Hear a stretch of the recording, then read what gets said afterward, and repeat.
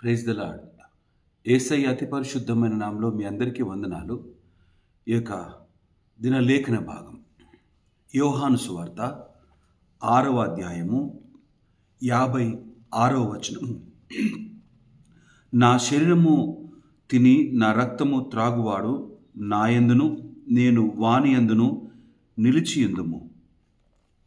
నా శరీరము తిని నా రక్తము త్రాగువాడు అతని యందు నేను అతని యందు నిలిచియుందును. ఈ వచన భాగం ఒకవేళ ఎవరి కొరకు అనే మాట ఆలోచన చేస్తే, యేసయ్యను నిజరక్షకునిగా అంగీకరించి ఆయన్ను వారి జీవితంలోకి ఆహ్వానించి ఆయన నా దేవుడు నా రక్షకుడని అనేకుల ముందు బాప్తిసము తీసుకొని అనేకుల ముందు బహిరంగంగా ప్రకటించి యేసు ప్రభువే నా దేవుడు అని చెప్పిన వారందరికీ వర్తించే వాక్యం ఇది. సువార్తను విన్నాం, దేవుని సన్నిధానానికి వచ్చినాం, పాపాలను ఒప్పుకున్న మన జీవితంలో మనము నీటి ద్వారా బాప్టిజం తీసుకొని దేవుని బిడ్డలుగా దేవుని సన్నిధానంలో నిలబడ్డాం. ఈ నిలబడి కొనసాగే జీవితాన్ని ఏ విధంగా బ్రతకాలి అంటే, మనము ఆయన శరీరంలో ఆయన రక్తంలో నమ్మకంగా పాలి భాగం పంచుకుంటూ ముందుకు కొనసాగే వారంగా ఉండాలి. అప్పుడే ఆయన మన యందు నిలిచి ఉంటాడు అని ఇప్పుడు చదివిన లేఖన భాగం మనకు సెలవిస్తున్నది. చాలాసార్లు మనం చేస్తున్న పని, ఈ యొక్క ప్రయాణంలో పాపం అంటిన వారముగా, పాపపు తలంపులు కలిగిన వారముగా, మన జీవితంలో మనము దేవుణ్ణి విడిచిపెట్టిన వారముగా ఉండి ఆదివారం రోజున దేవుని సన్నిధానానికి వచ్చి బల్లలో కొన్నిసార్లు మనం పాల్గొనకుండా వెళ్ళిపోతాం. నిజమే, మనకున్న అంతరాత్మ మనల్ని గద్దిస్తూ ఉండగా, నువ్వు తప్పు చేశావు కాబట్టి నువ్వు ఆ యొక్క బల్లలో పాల్గొనడానికి వీల్లేదు అంటూ ఒకవేళ అంతరాత్మ గద్దించినందుకు, లేదా నేను పాపము చేసిన వాడను, నేను పాపములో బ్రతుకుతున్న వాడను, నేను ఈ పవిత్రమైన శరీరంలో రక్తంలో ఏ విధంగా పాలి భాగము పంచుకోగలను అని అనుకునే వారు బలను సమీపించకుండా ఉంటారు. కానీ ఇందులో ఒక గొప్ప ప్రమాదం ఉంది. దేవుని బలలో ఆయన శరీరంలో రక్తంలో పాలి భాగము పంచుకోకపోతే ఆయన మనలో నిలిచి ఉండడు అని లేఖనాలు సెలవిస్తున్నాయి. మరి ఆయన మనలో నిలిచి లేకుండా ఆయన కార్యాలు మనలో జరగాలంటే ఏం చేయాలి? ఆయన కార్యాలు మనలో జరగాలి అంటే ఆయన బలలో పాల్గొని తీరాలి. ఆయన బలలో ఆ యొక్క శరీరంలో రక్తంలో పాల్గొనాలి అంటే పాపము లేని వారముగా, పరిశుద్ధముగా ఆయన బలలో పాల్గొనాలి. ఈ యొక్క వాక్య భాగంలోని ఈ మాట ఎందుకొరకు జ్ఞాపకం చేస్తున్నానంటే, చాలామంది మనం క్రైస్తవులుగా ఈ లోకంలో బ్రతుకుతూ ఉన్నాం. అనేకులకు తెలుసు మనము యేసు ప్రభువును వెంబడిస్తున్నామని, ఆయన మాటల్ని ఆయన బోధనలు విశ్వసించి మనము ముందు కొనసాగుతున్నామని.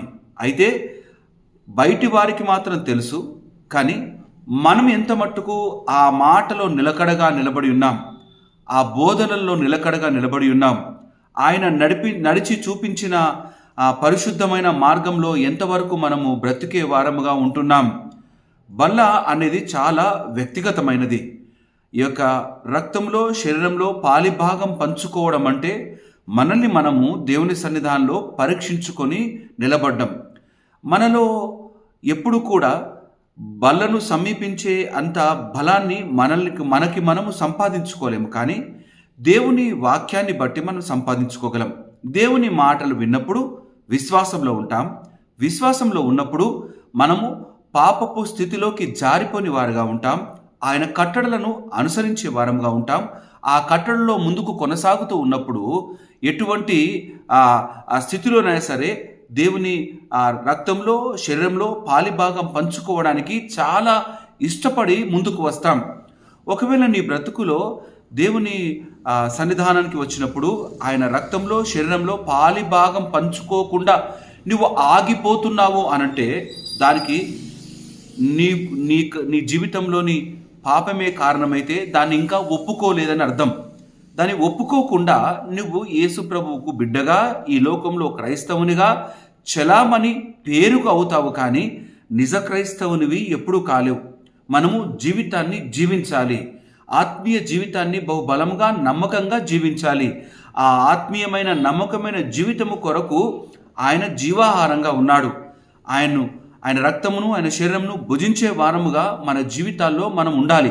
అట్టి స్థితిలో లేకపోతే మనము ఏ విధంగా బ్రతకగలం, ఏ విధంగా జీవితాలను ముందు కొనసాగలం?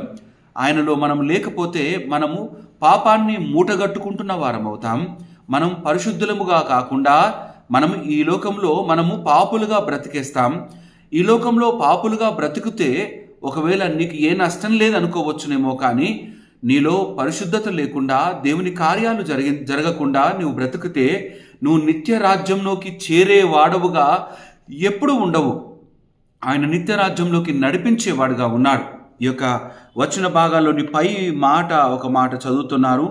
మీరు మనుష్య కుమారుని శరీరము తిని ఆయన రక్తము త్రాగితేనే కానీ మీలో మీరు జీవము గలవారు కారు. మీలో మీరు జీవము గలవారు కారు. మనము జీవము కలిగిన వారముగా ప్రాణం ఉన్నంత మాత్రాన సరిపోదు. ఈ లోకంలో ఎంతోమంది క్రీస్తును ఎరగని వారు బ్రతుకుతున్నారు. వారితో మనము సమానమా? కాదు. మనం ప్రత్యేకించబడ్డవారం.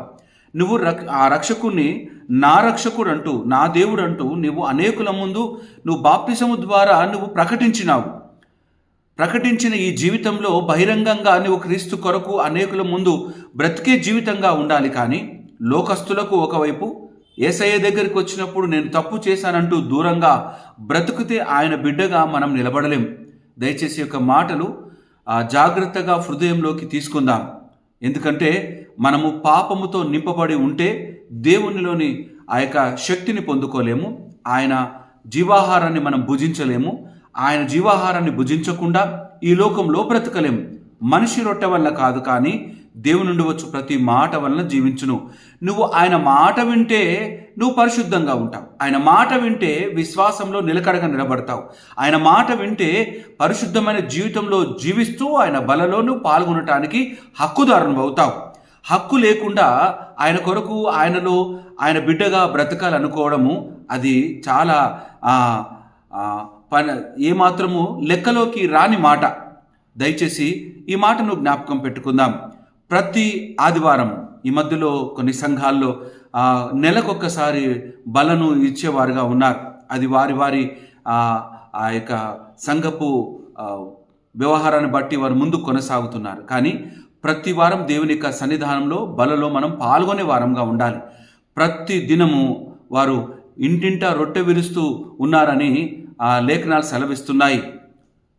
మన జీవితాలలో మనము ప్రభువు బలను తాకకుండా, ఆయనలో పాలిభాగం పంచుకోకుండా ఈ లోకంలో నేను క్రైస్తవునిగా బ్రతికేస్తాను అనే మాట ఏమాత్రము చెలామణిలోకి వచ్చే మాట కాదు. అది మనల్ని మనం మోసపుచ్చుకుంటున్నామని మాట. మన జీవితంలో పరిశుద్ధపరచబడే జీవితంలో ఉందాం. ఆయనను బలను సమీపించినప్పుడు చాలా సంతోషంగా, ఆనందంగా బలలోకి పాల్గొనే విధంగా నిలబడదాం. నిన్ను ఆటంకపరుస్తున్న పాపములు ఏమై ఉన్నవో వాటిని ఒక్కసారి జ్ఞాపకం తెచ్చుకొని వాటిపైన నీ యొక్క మనసు పెట్టి వాటిని పోగొట్టుకోవడానికి ఏం చేయగలవు? నీ అంతటా నీవేం చేయలేవు. కానీ దేవుని సన్నిధానానికి వస్తే పాపము అంటదు. దేవుని సన్నిధానానికి వస్తే ఆయన వాక్యాన్ని వింటే నీ హృదయంలో పాపానికి, నీ తలంపులలో పాపానికి అసలు స్థానమే ఉండదు. పరిశుద్ధులముగా బ్రతుకుతాం. నువ్వు కఠినమైన, కష్టమైన స్థితిలో ఉండవచ్చును, కానీ పరిశుద్ధత కలిగి జీవించే జీవితం చాలా ఉన్నతమైనది. అట్టి ఉన్నతమైన జీవితంలో జీవిస్తూ ఆ పరిశుద్ధుని రక్తంలో, శరీరంలో పాలిభాగం పంచుకునే వారంగా కొనసాగుదాం. నీలో ఆత్మలో జీవం కలిగిన వాడవుగా ఉంటావు. నువ్వు ఆత్మలో జీవం కలిగిన వాడివిగా ఉంటే దురాత్మ సమూహముతో పోరాడే శక్తిని పొందుకున్న వారముగా ఉంటాం. చాలాసార్లు నా జీవితంలో చాలా కష్టమైన పరిస్థితులు ఉన్నాయి, నేను చీకటి సంబంధమైన శక్తులతో పోరాడుతున్నాను అనే వారముగా ఉంటున్నాము. కానీ గెలవగలిగే ధైర్యాన్ని, బలాన్ని, జీవాన్ని పొందుకోవాలంటే యేసయ్య రక్తంలో, శరీరంలో పాలిభాగం పంచుకుంటూ నిత్యము దేవుని వాక్యాన్ని ధ్యానిస్తూ ఆయన కొరకు బ్రతికే వారముగా ఉండాలి. అప్పుడే ఈ క్రైస్తవ జీవితానికి యేసయ్యను వెంబడిస్తున్న బ్రతుకు ఒక చక్కటి అర్థంగా ఉంటుంది. నిత్య రాజ్యంలోకి చేరడమే క్రైస్తవుని ముఖ్య గమ్యస్థానం. యేసయ్య నీ కొరకు, నా కొరకు ఆ కలువరి శిలువలో బలియాగమైనాడన్న సంగతి మరవవద్దు. నీవు బలను సమీపిస్తున్నప్పుడు ఆ యొక్క కార్యాన్ని జ్ఞాపకము చేసుకుంటున్నావని మరవవద్దు. ఆ యొక్క బలకు నువ్వు ఆ యొక్క శరీరానికి రక్తానికి సాక్షిగా నువ్వు నిలబడుతున్నావని మరవవద్దు. దయచేసి ఈ చక్కటి పరిశుద్ధమైన కార్యంలో పాలి భాగం పంచుకోకుండా నువ్వు ఎంతో గొప్పవాడవైనా సరే, సంఘములో ఎంత ఉన్నత స్థితిలో ఉన్నా సరే, నువ్వు సమాజంలో దేవుని మాటలు బహు గొప్పగా అందించేవాడవైనా సరే, నువ్వు అనేకుల ముందు గొప్ప క్రైస్తవుడన్న పేరు సంపాదించుకున్నా సరే, అవన్నీ సున్నా. నువ్వు దేవుణ్ణి కలిగిన వాడుగా ఆయన పరిశుద్ధమైన ఆ యొక్క రక్తంలో శరీరంలో పాలి భాగం పంచుకునే నమ్మకమైన పరిశుద్ధమైన జీవితంలో కొనసాగుటకు శక్తిని పొందుకున్న వారంగా ముందుకు వెళదాం.